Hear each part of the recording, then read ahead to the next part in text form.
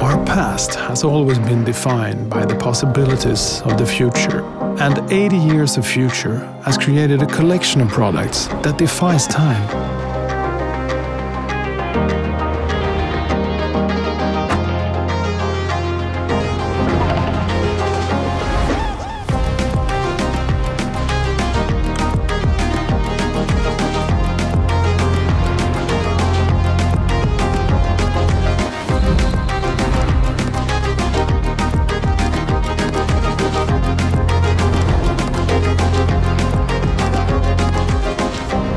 With Nytillverkad, we are returning to the future again.